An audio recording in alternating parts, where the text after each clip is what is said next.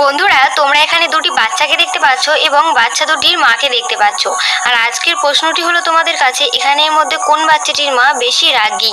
তোমরা ভালো করে ছবিটি দেখো আর আমি তোমাদের ভাবার জন্য কিছুক্ষণ সময় দিচ্ছি।